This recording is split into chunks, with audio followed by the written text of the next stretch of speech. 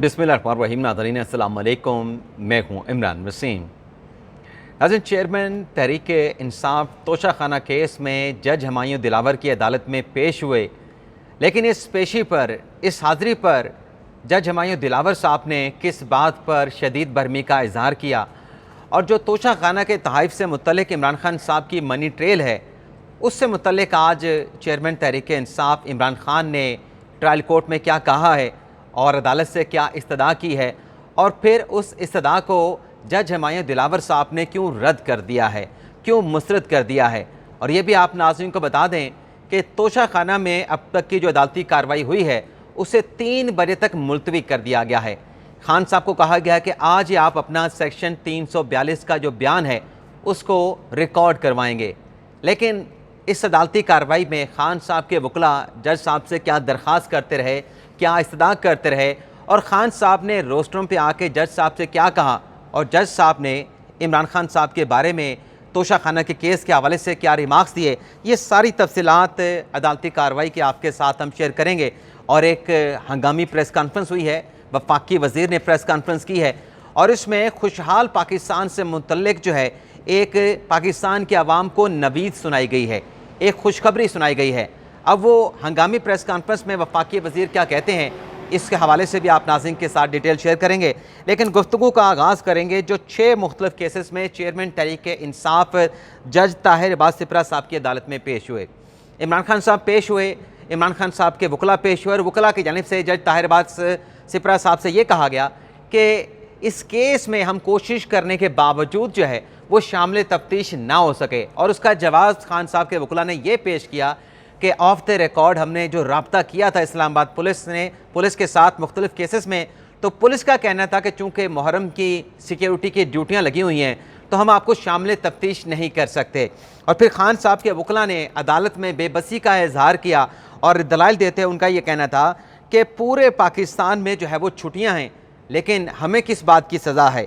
इमरान खान साहब के वकला ने कहा कि हमारी बस होगी है, हम भी इंसान हैं। तो ये जो खान साहब के वकला अदालत में बात कर रहे थे, तो वो ये दलाइल दे के या बात करके या मौके पर अदालत के सामने रख के ये कह रहे थे कि इन केसेस की जो समात है उसे जो समर वेकेशंस हैं, समर वेकेशंस की जाएँ, मुकदमात की समात ना की जाए। तो जज साहब ने कहा कि मेरे जो केसेस हैं अदालत में, उनके मामलात में इस किस्म की मदाखलत ना की जाए। लेकिन खान साहब के वकला का जो मौक़िफ़ था कि हमने पुलिस के साथ रब्ता किया, पुलिस ने कहा कि मुहर्रम के बाद हमारे साथ रब्ता करें, सिक्योरिटी की ड्यूटियों में मसरूफ़ हैं। तो प्रोसिक्यूशन ने कहा कि आज इनकी लीगल टीम के वकला ने रब्ता किया है शामिल तफ्तीश होने के लिए। ये इनका जो कहना है कि पुलिस ने इनके साथ ताबन नहीं किया, इनको शामिल तफ्तीश नहीं किया, इस हवाले से सबूत दें, पुलिस ने इनको ऐसा कोई स्टेटमेंट नहीं दिया। लेकिन अलबत्ता सारी अदालती कार्रवाई के बाद जो जज ताहिर इबाद सिपरा साहब ने एक तो इमरान खान साहब को इन तमाम केसेस में, जो कि 6 मुख्तलिफ केसेस थे, इनमें शामिल तफ्तीश होने का हुक्म दे दिया है और 15 अगस्त तक इमरान खान साहब की और उनकी अहलिया बुशरा बीबी की जो ज़मानत है उसको एक्सटेंड कर दिया है। तो एक तो ये डेवलपमेंट हुई है। अब आ जाते हैं जो तोशाखाना का मुकदमा है। नाज़रीन, ये तोशाखाना के मुकदमे में पेश होने से पहले जब ताहिर इबाद सिपरा साहब की अदालत में मौजूद थे तो एक सहाफ़ी ने खान साहब से सवाल किया कि वज़ीर आज़म शहबाज शरीफ ने यह दावा किया है, ये इल्ज़ाम लगाया है कि 9 मई के वाक़े के सरगना आप हैं, या आपने आर्मी चीफ़ का तख्ता उल्टने के लिए साजिश की। तो खान साहब ने कहा कि ये वज़ीर आज़म साहब जो हैं ये आर्मी चीफ़ के कंधे पे रख के बंदूक चलाना चाहते हैं, अवाम इनके साथ है नहीं, इनको पता है कि इलेक्शन हुआ हमारा सफाया हो जाएगा, तो ये हमें फ़ौज के साथ लड़वाना चाहते हैं। अब ये खान साहब का जो मौक़िफ़ है कि वज़ीर आज़म इनको आर्मी चीफ़ के साथ PTI को लड़वाना चाहते हैं, तो 9 मई का जो वाक़या हुआ उसमें मुल्क में जो 200 जगहों पर PTI के कारकुनान निकले और तमाम ने रुख किया मिलिट्री इमलाक का, मिलिट्री तनसीबात का, तो क्या वज़ीर आज़म शहबाज शरीफ ने कहा था कि PTI के लोग जाके मिलिट्री तनसीबात को, मिलिट्री इमलाक को नुकसान पहुँचाएँ? इसका खान साहब के पास काश कोई सवाल करता तो खान साहब देखते हैं कि उसका क्या जवाब देते। और फिर खान साहब खुद अपनी तकरीरों में बातें करते रहे कि DGC से मुतल्लिक कि उसने मेरी कत्ल की साजिश की है, मनसूबा बनाया है।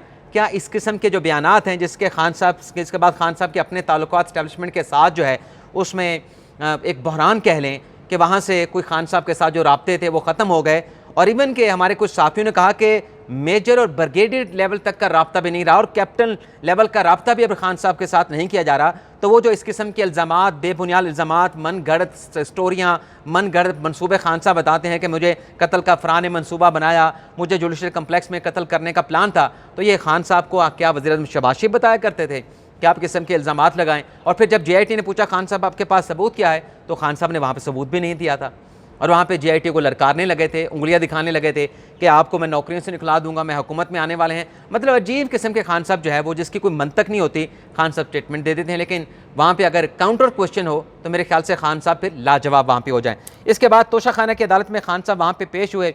जज हुमायूं दिलावर साहब ने सर्जनिश की खान साहब के साथ जो वकला आए, जज साहब ने कहा कि ये जो गैर मुतलका वकला लेके आए हैं, मैंने आखिरी समात पे कहा था कि आइंदा जो मतलब आखिरी समात की वो बात करें जब खान साहब पेश हुए थे, जब जज साहब से मुतल्लिक नाजेबा ज़ुबान, गालियाँ दी गई, गंदी गले से ज़ुबान इस्तेमाल किए गए, नारेबाजी की गई, हुल्लड़बाजी की गई, उस रोज़ जज हुमायूं दिलावर साहब ने कहा था कि आइंदा समात पे जो गैर मुतल्लका वकला हैं वो नहीं आएंगे, आप अपने वकला की फ़हरिस्त देंगे, इमरान खान साहब की लीगल टीम फ़हरिस्त देगी और इलेक्शन कमीशन के वकला भी फ़हरिस्त देंगे, उनके अलावा कमरा अदालत में कोई वकील ना होगा। तो आज खान साहब के साथ गैर मुतल्लका वकला भी थे, तो जज साहब ने सर्जनिश की बरमी का इजहार किया कि गैर मुतल्लका जो वकला हैं वो कमरा अदालत से बाहर चले जाएं। आखिरी समात में मैं कह चुका हूँ गैर मुतल्लका वकला को अदालत में उनका दाखिला नहीं होगा। इसके बाद शेर अफजल मरवर साहब रोस्टम पे मौजूद थे, ख्वाजा हारिस साहब नहीं आए थे, कुछ वक्फे के बाद वो आए। ख्वाजा साहब ने आके क्या बात की तो आगे आपको बताएंगे, लेकिन शेर अफजल मरवर साहब ने अदालत से कहा कि ख्वाजा हारिस साहब जो है वो सुप्रीम कोर्ट में मौजूद हैं, 35 सवालों का जवाब इमरान खान देना चाहते हैं, लेकिन आशूरा में वकला काम नहीं करते। बयान रिकॉर्ड कराने का जो मामला है वो सुप्रीम कोर्ट में ज़ेर इल्तवा है, इमरान खान को बयान रिकॉर्ड कराने के लिए मुनासिब वक्त दिया जाए। इसके बाद अपने क्या कहते हैं जो मोहलत मांगी जा रही थी, इलेक्शन कमीशन के वकील ने उस मोहलत की मुखालफत की। इलेक्शन कमीशन के वकील अमजद परवेज़ साहब ने कहा कि तहरीरी बयान देना चाहते हैं तो खान साहब का हक है, लेकिन सवालनामा देने के बाद कोई इस किस्म का रिलीफ के वक्त दिया जाए, वो मुलज़म को ऐसा रिलीफ नहीं दिया जाता। अच्छा, यहाँ पे नाज़रीन ये भी बता दें कि शेख रशीद साहब ने बुलेट प्रूफ गाड़ियों के हवाले से इस्लामाबाद हाई कोर्ट से रिजू किया था, उस पर इस्लामाबाद हाई कोर्ट ने मुतल्लका फरीकैन को सरकारी हुकाम को नोटिस जारी करके उनसे जवाब मांग लिया है। शेर अफजल मरवर साहब ने तोशाखाना की अदालत में दलाइल के दौरान कहा कि रिलीफ के लफ्ज़ के ऊपर मुझे एतराज़ है। शेर अफजल मरवर जो कि इमरान खान साहब के वकील हैं, उन्होंने कहा कि हमने इस अदालत से कोई रिलीफ नहीं मांगा, ना ही हमने कोई रिलीफ लिया है। अब ये अदालत के फेस के ऊपर ठहर के इस किस्म की बात, मतलब जब से ये केस तोशाखाना का है, आप ये देखें कि आज गालिबन 38वीं या 39वीं समात है, हर समात पे इस्तिस्ना की दरख्वास्त, और जज साहब ने कहा एक केस से एक हेयरिंग में समात के दौरान कि पूरी जो फाइल है वो तो खान साहब की इस्तिस्ना की दरख्वास्तों से भरी पड़ी है, तो इस्तिस्ना की दरख्वास्तें जो एक्सेप्ट हुई, क्या वो रिलीफ नहीं था? जज साहब चाहते तो कोई सख्त ऑर्डर पास करके खान साहब की हाज़िरी को यकीनी बनाने के हवाले से वारंट गिरफ्तारी भी जारी कर सकते थे, लेकिन जज साहब ने ऐसा नहीं किया, रिलीफ दिया। लेकिन खान साहब के वकला नहीं मान रहे कि कैसा रिलीफ, हमने तो आज तक रिलीफ लिया नहीं। शेर अफजल मरवर साहब ने कहा कि ऐसा कोई रिलीफ हम नहीं चाहते, और फिर आगे चल के जज साहब ने कहा कि ये जो सवालनामा है ये हमसे खान साहब के वकील बैरिस्टर गोरल खान साहब ने लिया था, और उन्होंने वसूल करते हुए किसी किस्म का कोई एतराज़ कि खान साहब देखना चाहते हैं, नहीं देखना चाहते, खान साहब को मोहलत चाहिए, कोई एतराज़ नहीं उठाया था। और ख्वाजा हारिस साहब से पूछ के गौहर अली खान साहब ने वो सवालनामा अदालत से रिसीव किया था। शेर अफजल मरवर साहब ने कहा कि क्या इमरान खान बयान रिकॉर्ड कराने के हवाले से पहले कोई रिलीफ मांगा है? हुमायूं दिलावर साहब ने कहा कि रिलीफ का लफ्ज़ इस्तेमाल ना करें। और फिर इसके बाद खान साहब रोस्टम पे आते हैं। खान साहब ने रोस्टम पे आके कहा, ये नाज़रीन इसकी डिटेल बताने से पहले ये साथ साथ मुझे देखना पड़ता है कि कोई और बड़ी खबर ना आ जाए, तो वो भी आपके साथ जो है वो शेयर कर लें। ये काजी फैसल साहब के हवाले से भी अहम खबर है, वो भी मैं टिकर लेके आपके साथ शेयर करता हूँ। नाज़रीन, मालूम मैंने कर लिया है, काजी साहब को रिलीफ मिला है, और रिलीफ की जो कहानी है वो आपके साथ फिर अगले वीलॉग में शेयर करेंगे। तो ये खान साहब रोस्टम पे आ गए। रोस्टम पे आने के बाद क्या कार्रवाई हुई वो पहले आपके साथ शेयर कर लेते हैं। नाज़रीन, वकील शेर अफजल मरवर साहब ने कहा कि पूरे मुल्क की नज़रें इस तोशाखाना के केस के ऊपर हैं। वकील शेर अफजल मरवर साहब ने कहा कि इस्लामाबाद हाई कोर्ट में ये मामला ज़ेर इल्तवा है, इमरान खान साहब को मौके पेश करने का हक क्या दिया जाएगा, ये सब कुछ जो है वो अवाम देख रहे हैं। आज समात मुलतवी कर दें, गारंटी देता हूँ कि इमरान खान साहब बयान रिकॉर्ड करवाने के लिए आएंगे। इस दौरान ख्वाजा हारिस साहब भी अदालत में आ जाते हैं। ख्वाजा हारिस साहब को जज हुमायूं दिलावर साहब वेलकम करते हैं, खुश आमदीद कहते हैं, खुश आमदीद ख्वाजा हारिस साहब।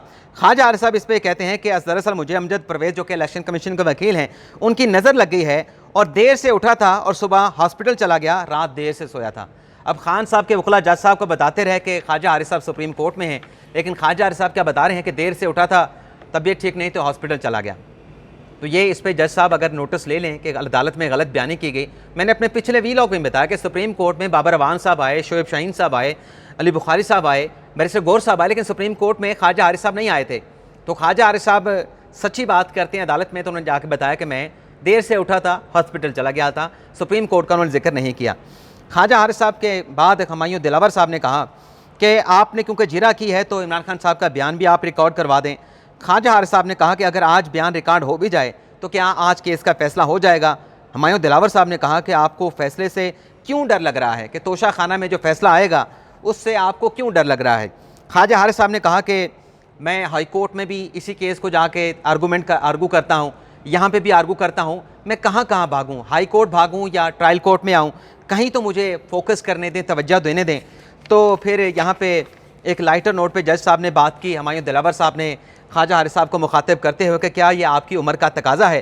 ख्वाजा हारिस साहब ने कहा कि मेरे मौक्किल ने अभी जो दस्तावेज़ात हैं उनको पढ़ा भी नहीं, यानी जो बयानात रिकॉर्ड हुए हैं या जो केस है उसके फ़ाइलों को नहीं पढ़ा, तो उन्हें वक्त दिया जाए। और फिर खान साहब जो रोस्टम पे आए थे वो भी आपको बता देते हैं। खान साहब ने कहा कि मुझे जो बयानात हैं वो कल दिए गए हैं, यानी जो गवाहान के बयान रिकॉर्ड हुए हैं, जो बाकी दस्तावेज़ात हैं, खान साहब ने कहा कि मुझे कल दिए गए हैं। तो जिस पर जज हुमायूं दिलावर साहब ने इमरान खान साहब से कहा कि लीगल टीम जो है वो आपके साथ ज़्यादती कर रही है। इमरान खान साहब ने कहा कि 35 सवालात हैं, मैं कोई वकील नहीं, उन 35 सवालों को मैंने जवाब देना है और मैं ख़ुद बयान जो है वो देने के लिए उन दस्तावेज़ात को पढ़ना चाहता हूँ। जज साहब ने खान साहब को ऑफ़र की कि अगर आपके वकील चाहें तो मैं एक एक सवाल आपको बता भी देता हूँ, एक एक सवाल आपको समझा भी देता हूँ।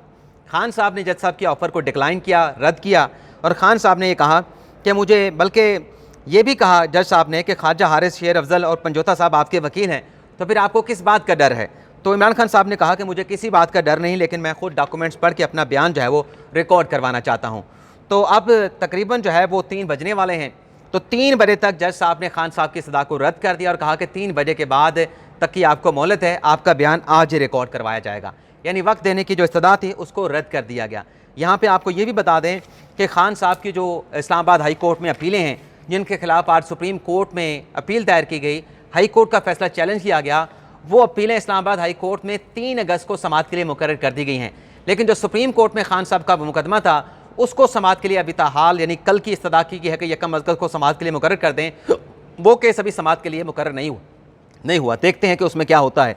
लेकिन बहरहाल जो अपने वफाकी वज़ीर साहब ने प्रेस कॉन्फ्रेंस की है उसकी तफसीलात भी नाज़रीन आपके साथ हम शेयर कर लें। वैसे आपको बता दें नाज़रीन, पिछले चंद रोज़ से जो एक सोशल मीडिया पे चीज़ें चल रही हैं कि इमरान खान साहब की कोई आर्मी चीफ़ के साथ मुलाकात हुई है, तो ये बातें ऐसे क्यों चलाई गई। तो आर्मी चीफ़ के साथ तो खान साहब की मुलाकात नहीं हुई, ये हम आपको कन्फर्म बता रहे हैं। क्या किसी और अहम शख्सियत के साथ मुलाकात हुई इमरान खान साहब के पिछले कोई 48 से 96 घंटे में, और ये मुलाकात का दरअसल मामला क्या है, ये फिर अगले व्लॉग में आपके साथ, ये बड़ी अहम खबर है, इसकी तफसीलात भी शेयर करेंगे। अब आ जाते हैं जो मुसद्दिक मलिक साहब ने, हुकूमती वज़ीर ने, वज़ीर मुमलिकत ने बड़ी अहम प्रेस कॉन्फ्रेंस की है और खुशहाल पाकिस्तान की प्रेस कॉन्फ्रेंस की है। यानी ऐसी प्रेस कॉन्फ्रेंस जिसमें अवाम को ये ख्वाब दिखाया गया कि आने वाले दिनों में जो एक फैसिलिटेशन काउंसिल कायम की गई है, जिसमें 1 विंडो ऑपरेशन होगा, बाहर से सरमायाकार आएंगे, बाहर से जो हमारे दोस्त ममालिक हैं इन्वेस्टमेंट करेंगे, तो पाकिस्तान में डॉलर्स की बहुतात होगी, पाकिस्तान में फ़ॉरेन डायरेक्ट इन्वेस्टमेंट आएगी, पाकिस्तान में खुशहाली आएगी, लोगों को नौकरियां मिलेंगी। तो ये जो अवाम को सुहाने ख्वाब दिखाए जा रहे हैं, अब मेरे ख्याल से अवाम को ये जो कुछ भी बताया जा रहा है, जो कुछ भी अवाम को जो है वो मतलब ऐसे मंसूबे के हवाले से जो है वो फीड किया जा रहा है या अवाम के नॉलेज में ये चीज़ें लाई जा रही हैं, ये ग़ालिबन मेरे ख्याल में ऐसा वक्त है कि अगर इस मंसूबे के साथ, क्योंकि अवाम की बहुत ज़्यादा तवक्कुआत होंगी, अगर ये मंसूबा भी नाकाम हुआ तो अवाम बहुत ज़्यादा मायूस होंगे, बहुत ज़्यादा मायूस होंगे। तो अगर इदारों ने यह फ़ैसला कर लिया है कि मुल्क को माशी तौर पर मजबूत करना है, और मुल्क को माशी तौर पर मजबूत करने का मतलब ये है कि मुल्क को हर लिहाज से, दिफाई लिहाज से, सिक्योरिटी के लिहाज से मजबूत करना, तो ये जो प्लान है तमाम सियासी जमातों बशमूल तमाम इदारों, स्टेक होल्डर को चाहिए कि अब इस मंसूबे को अगर बना लिया है, कोई कौंसल अगर मस्जिद की बहाली के हवाले से बना ली गई है, तो इस मंसूबे को फिर पाया तकमील तक पहुँचाया जाए। ये मंसूबा सियासत की नज़र नहीं होना चाहिए, ये मंसूबा हुकूमत की तब्दीलियों की नज़र नहीं होना चाहिए। मुसद्दिक मलिक साहब ने प्रेस कॉन्फ्रेंस की, उन्होंने कहा कि पाकिस्तान की जो मट्टी है वो दरअसल मट्टी को हम फ़रोख्त नहीं करेंगे। और उन्होंने कहा कि पाकिस्तान की जो मट्टी है उसकी जो मालियत बनती है 6.1 ट्रिलियन डॉलर्स बनती है। मुसद्दिक मलिक साहब ने कहा, वैसे आपको ये बता दें कि कान-कुन के हवाले से कल एक अहम सेमिनार होने जा रहा है जिसमें वज़ीर आज़म शहबाज शरीफ शरीक होंगे, आर्मी शरीफ शरीक होंगे, बहुत सारे बाहर से जो है वो डेलीगेट्स आ रहे हैं, अहम शख्सियात आ रही हैं, सफ़ीर शरीक होंगे। तो ये जो एक मईशत की बहाली के हवाले से मनसूबा है, तो इस हवाले से तीसरी कॉन्फ्रेंस, तीसरा अहम सेमिनार होने जा रहा है जो कि कानकुनी और मादनियात के हवाले से है। मुसद्दिक मलिक साहब ने कहा कि मट्टी से हम तरक्की का सफ़र शुरू करने जा रहे हैं और कल इसकी इब्तिदा करेंगे। और इसमें हमारा जो पहला मकसद है कानकुनी का, मादनियात को प्रमोट करने का, मादनियात को निकालने का, तो उसमें कहा कि पहला जो मकसद है कि लोगों को नौकरियां मिलें, लोगों को रोज़गार दिया जाए। दूसरा उन्होंने कहा कि दूसरा मकसद यह है कि मुआशी तरक्की की तरफ पाकिस्तान को ले जाया जाए। तीसरा उन्होंने कहा कि हम अपनी इस कानकुनी के ज़रिए, मिनरल के ज़रिए पाकिस्तान को की जो एक्सपोर्ट है उसको बढ़ाना चाहते हैं। वफाकी वज़ीर ने कहा कि पहले हम कानकुनी करेंगे, बलोचिस्तान के हवाले से ज़्यादा बात कर रहे थे क्योंकि मादनियात के ज़्यादा ज़खायर वहाँ पे भी हैं, KPK में भी है, शुमाली इलाका जात में, लेकिन फोकस जो है वो पहले मरले में बलोचिस्तान पे है। मुसद्दिक मलिक साहब ने कहा कि कानकुनी करेंगे, उसके बाद उनकी स्पेल्टिंग करेंगे, यानी शिद्दत वाली आग में उस मट्टी को जो है वो जलाया जाएगा। जब मट्टी जलेगी उसमें से फिर मेटल निकलेगा। अब वो मेटल सोना हो सकता है, तांबा हो सकता है, चांदी हो सकती है, इस तरह के जो है वो मेटल्स हो सकते हैं। तो इस पे कहा कि जब वो मेटल्स निकलेंगे तो फिर उससे मुतल्लिक वहाँ पे इंडस्ट्री लगेगी और हम अपनी मादनियात को एक्सपोर्ट करेंगे, मट्टी नहीं किसी को यहाँ से ले जाने देंगे। और जब मादनियात को यहाँ से एक्सपोर्ट करेंगे तो उसके लिए जो कानकुनी जिस जगह पे की जारी होगी, जहाँ पे ये एक्सप्लोरेशन की जारी होगी, कानकुनी की जारी होगी, उन तमाम जो साइट्स होंगी उन्हें पोर्ट के साथ लिंक किया जाएगा। तो मंसूबा बहुत बड़ा है, $1 ट्रिलियन का मंसूबा है। अल्लाह करे कामयाब हो। और ज़ाहिर सी बात है कि ये प्रोजेक्ट कामयाब होगा तो पाकिस्तान कामयाब होगा, पाकिस्तान के अवाम खुशहाल होंगे। इजाज़त चाहते हैं, अल्लाह हाफ़िज़।